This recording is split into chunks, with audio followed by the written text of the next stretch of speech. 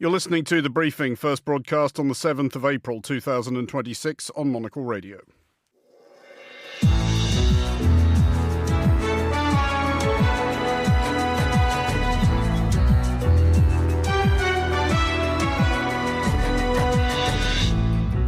Hello and welcome to The Briefing, coming to you live from Studio One here at Midori House in London. I'm Andrew Muller. Coming up on today's programme. We have to have a deal that's acceptable to me. And part of that deal is going to be we want free traffic of oil and everything else. Countdown to yet another deadline for Iran to do as US President Donald Trump instructs, or else. Asian governments continue to deal with the possible drying up of pumps and pipelines. US Vice President JD Vance deploys his legendary charm in the service of a beleaguered European ally. And part of the menu is inspired the travels that I do when I have the chance to travel in Mexico, which I can say that I had a very good experience going to the north, to Oaxaca, to the south, to Mérida, and try new things. We meet the chef attempting to broaden London's understanding of Mexican food. That's all coming up right here on The Briefing on Monocle Radio.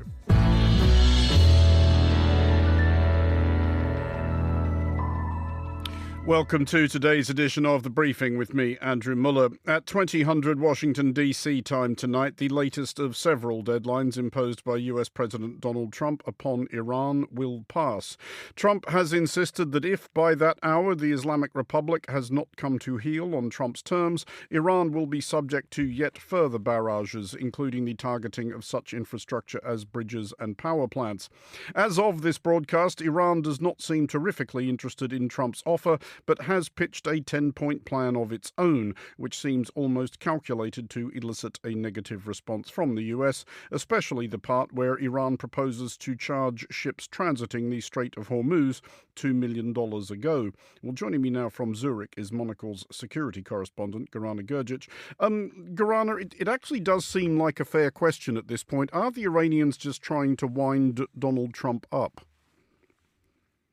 Well, there are a lot of questions about the sort of strategy on both sides. I think more so on the US side, given that we actually are left wondering if there is imminent escalation or there are some sort of nuggets of potential de-escalation that are coming, given that diplomacy is alive, but only barely.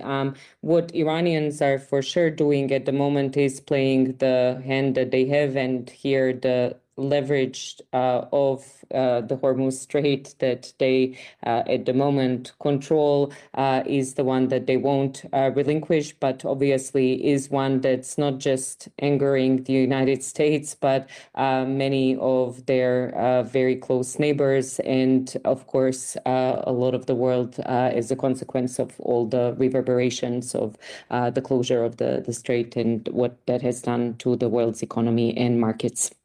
I mean, it is necessarily speculation, but then so is everything at this point. But if the United States does unleash a further massive bombardment and that doesn't change anything, then what options do they have left?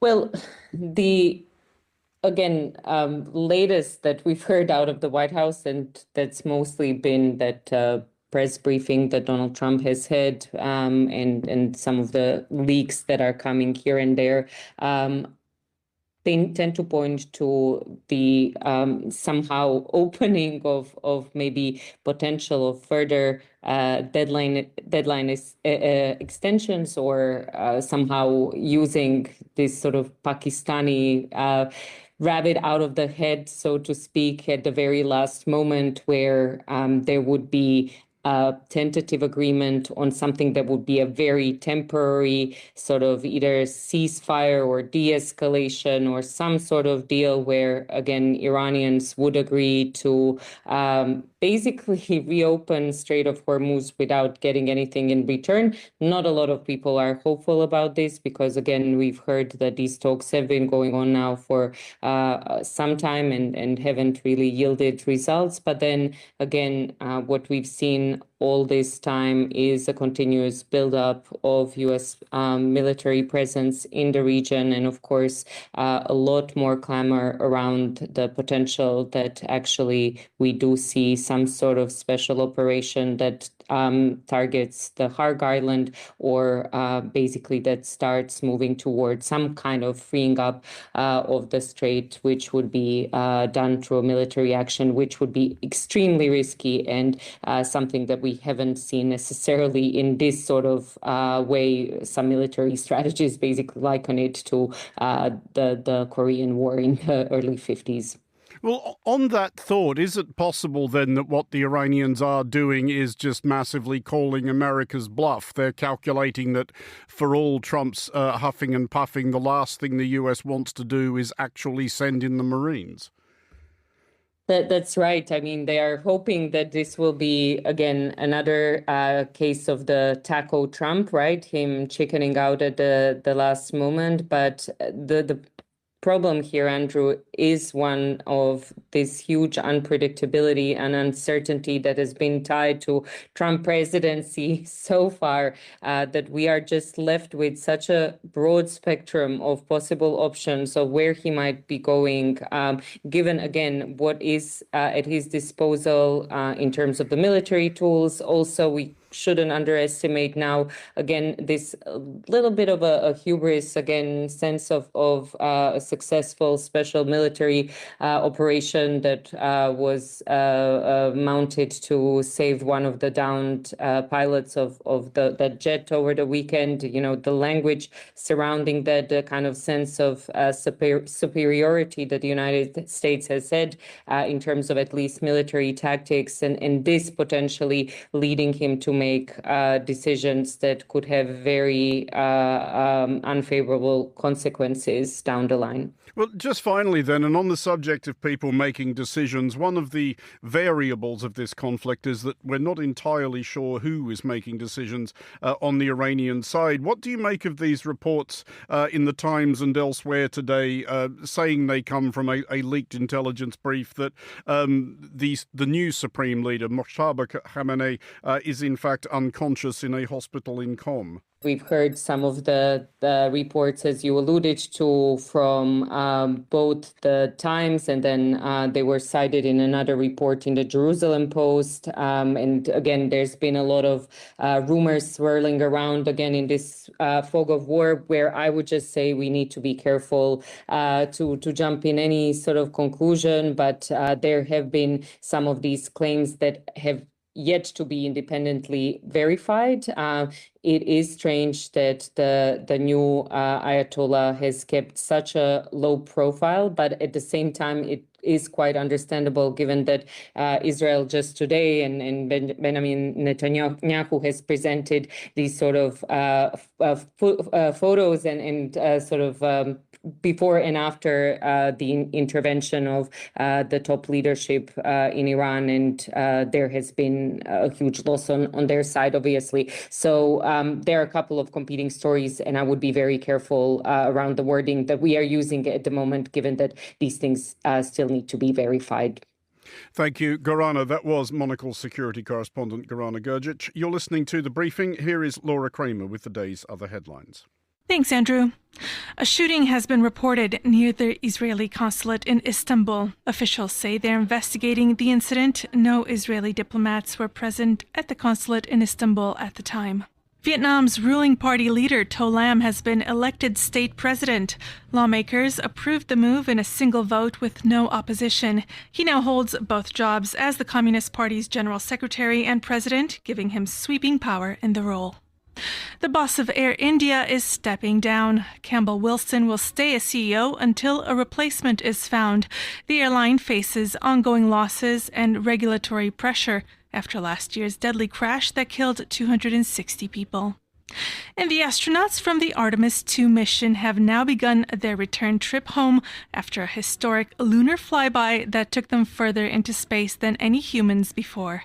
The Orion spacecraft flew behind the moon, more than 400,000 kilometers from Earth. The spacecraft is due to splash down in the Pacific Ocean later this week. Those are the day's headlines. Back to you in London, Andrew.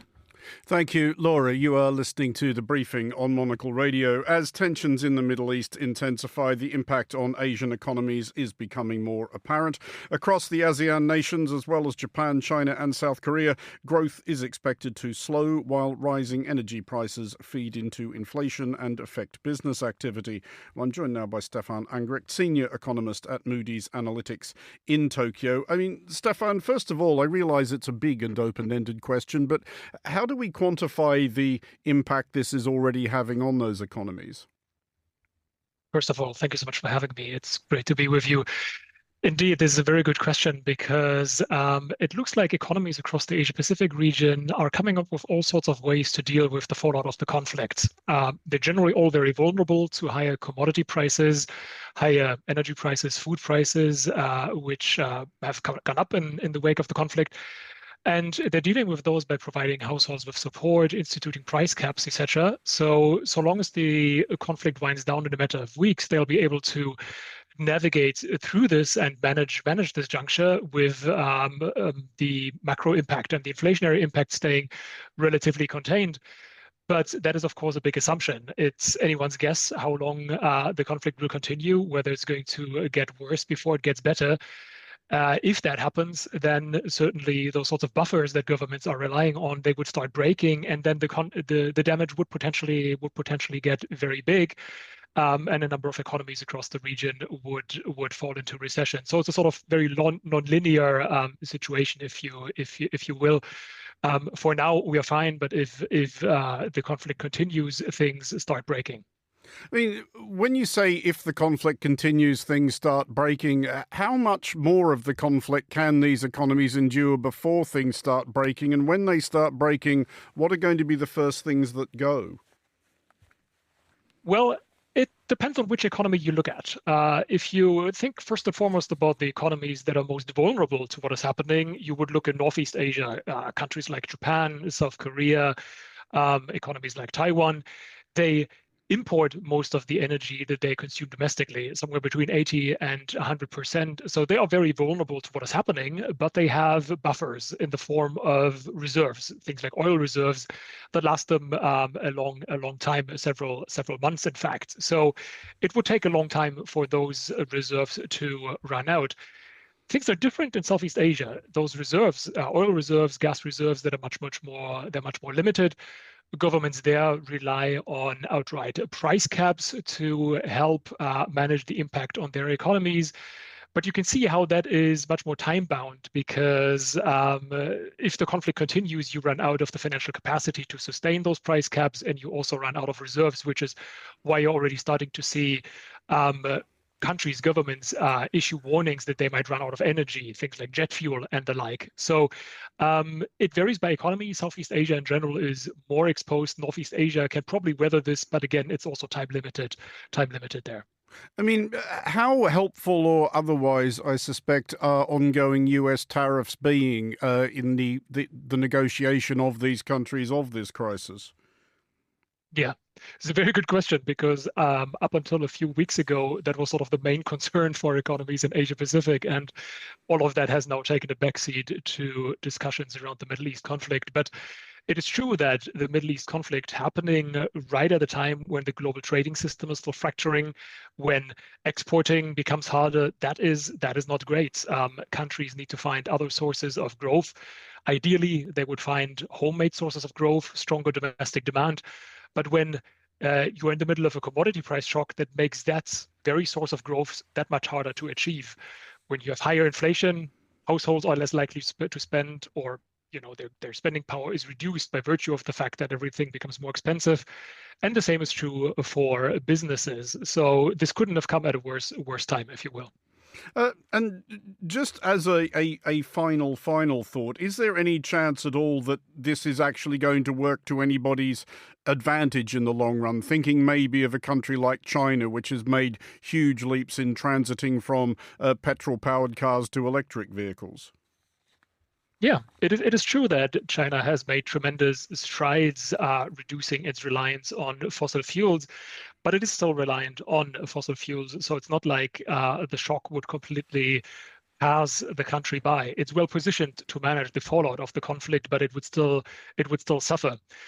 You could maybe debate whether commodity exporters, countries like Australia, Indonesia, Malaysia, whether they would benefit from the conflict because higher commodity prices tend to be a good thing for their governments and their corporates that produce those commodities. But I would argue even in those countries, it's a bit of a mixed blessing because households, businesses, they would still suffer from the same inflationary fallout that households and businesses elsewhere in the region would, even if they get some of the benefits at the margin.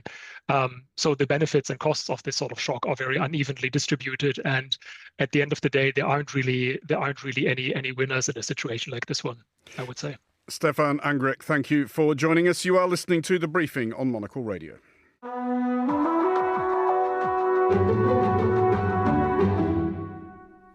You're back with The Briefing with me, Andrew Muller. US Vice President JD Vance has long pitched himself as a staunched America first, if not only, isolationist, disdainful of what Thomas Jefferson warily described as entangling alliances.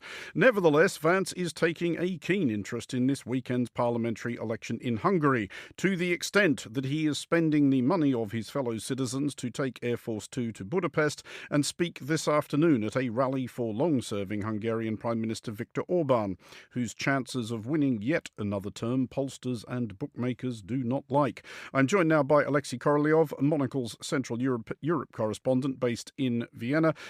Alexei, can we begin to imagine why Vice President Vance is so invested in this? Hi, Andrew. Well, yeah, I mean, this visit is hugely significant, obviously, not only because of Hungary's sort of long-standing association and entanglement with American conservatism. Budapest has been the site for the Conservative Political Action Conference, CPAC, one of the biggest gatherings of American conservatives. Victor Orbán himself has been a staunch supporter of Donald Trump, all the way from 2016. And of course, JD Vance, is Trump's agent in this. And his coming to Budapest today is, as I said, hugely significant.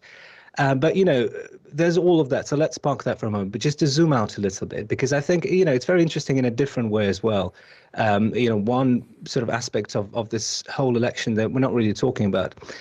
So, Victor Orbán famously, or rather infamously, is, one of the few world leaders still on very chummy terms with Vladimir Putin of Russia, and indeed thought to be taking his inspiration directly from the Kremlin, in the way he's dealing with political opposition in his country, with the media, in the way he's constructed this sort of system of cronyism in politics and business and so on. And so Vladimir Putin, ever since he came to power, on New Year's Eve 1999, has never, ever taken part in an open debate with any of his political opponents, or indeed done any sort of campaigning in the traditional sense of the word. And it's been a very, very similar story with Viktor Orbán since he came to power 16 years ago.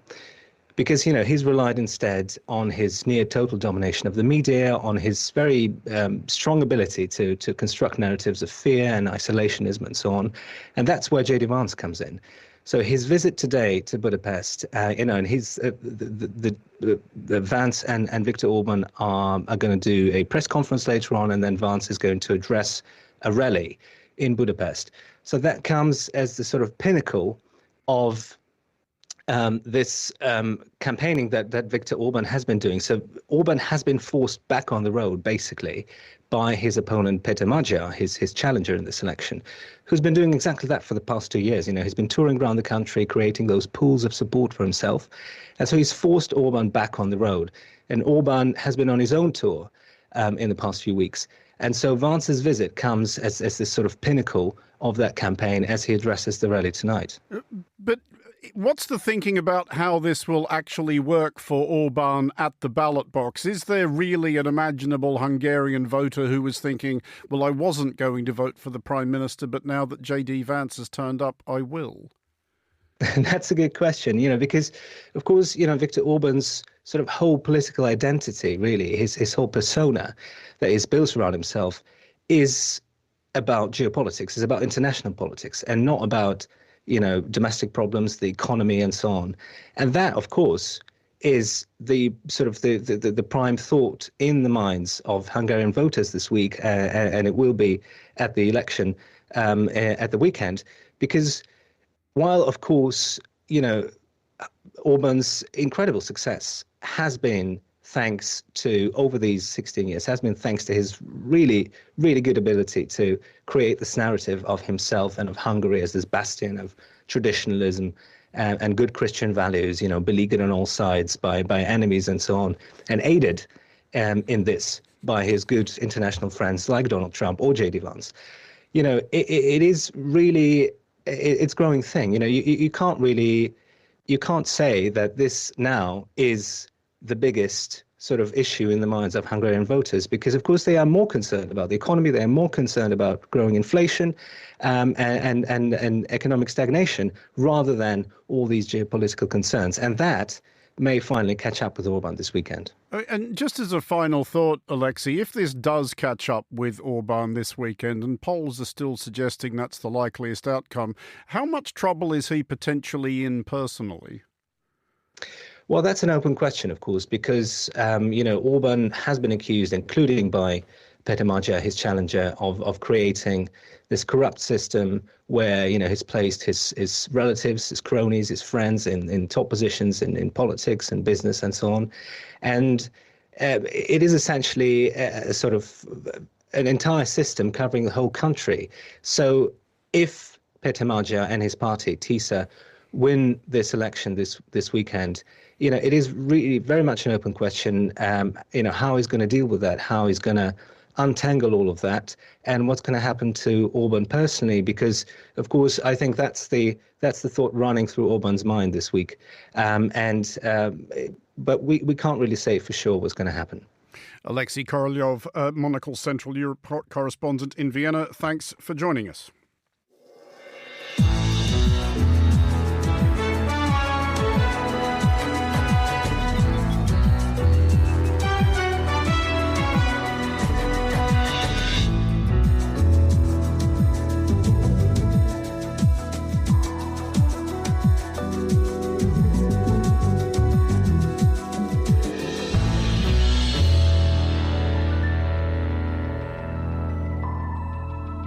This is The Briefing on Monocle Radio. Finally, on today's show, authentic Mexican flavours are making their way across the world, showcasing the depth of Mexican cuisine and dispelling its Tex-Mex reputation.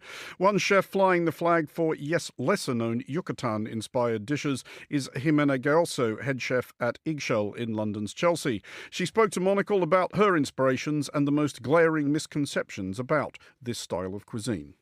I'm Jimena. I'm the head chef right now at Eggshell restaurant in Chelsea. We've been open for almost 3 years there. And where do I come from? I come from Mexico City. So I was lucky enough to be approached from the people that is behind Eggshell nowadays. I met with the owners and then we started the project. So it was very, very exciting to, from the choosing the crockery, the dishes, designing the kitchen, designing the menu, working from a dark kitchen that I didn't have, obviously, the resources that you have in a kitchen. You don't have the rational, you don't have the smoke, you don't have the barbecue, the Josper, but you need to find a way to create the same quality and product that you will present in a restaurant. A good part of percentage of this menu was created by dishes that I miss the most when I'm in Mexico.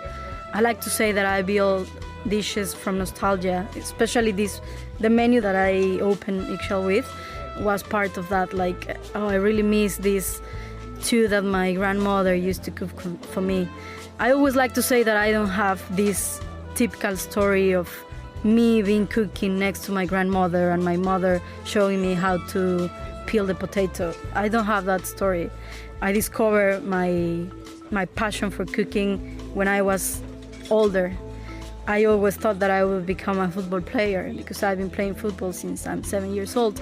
But then obviously moms always need to have a say. And back then in Mexico, you couldn't leave from playing football. So she was like, you need to have a professional career. Okay. And then, yeah, everything changed. Part of the menu is inspired on the travels that I do when I have the chance to travel in Mexico, which I can say that I had a very good experience going to the north, to Oaxaca, to the south, to Mérida, and try new things. And then I come here and I reinterpret them in the way I think Londoners or the rest of the world will enjoy them. Sharing concept is something that is been a little bit trendy from maybe 10 years ago. That didn't exist, for example, when I was working in Mexico. In Mexico, it was always like all the table needed to go everything at the same time because everyone was having their own dish, right? So this concept of sharing concept is pretty new, but I think I like it because then you get the chance to try more dishes from the menu, to talk about the food, and just to, exchange like experiences of, or for you it's gonna be spicy, something that for other people is gonna be the best dish they ever tried. So I think these chats that roll around the table, they are very interesting. I have this idea that all the best deals are closed in a table, and I think the food is a big part of these deals. For me, wine is something that I discovered not long ago until I came to London. I didn't like wine and I didn't drink wine at all. But now I find wine to be a very good complement of Mexican food as well, and to balance the spiciness, and also some dishes that are not spicy, but when you pair it with a very good wine, it enhances all the flavor. So I think this experience is something that we are looking forward to introduce to Excel. The cocktails that we have right now in the menu, they've been very successful since day one. I think one of them on the favorites is the avocado margarita, which everyone loves it. I think it's very creamy. We don't find the best quality of avocados here, but we try to source them with a Mexican guy that is bringing them from Mexico. So it's a big difference to use Mexican avocados rather than European ones.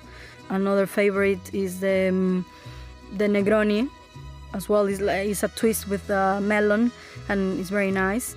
And another favorite is the beetroot, the pickled margarita with beetroot. I think those three are one of my favorites. If I go to a Mexican restaurant, I will always go for margaritas. Really, I don't know. It depends. If it's a big table, I think sharing a wine is nice.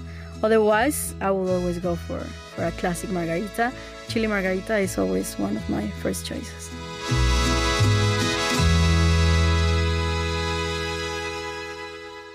That was Jimena Gayoso, head chef at Eggshell in London's Chelsea. And that is all for this edition of The Briefing. It was produced by Angelica Jobson and Ryuma Takahashi. Our studio manager was Steph Chungu. The Briefing returns tomorrow at the same time, midday London. I'm Andrew Muller. Thanks for listening.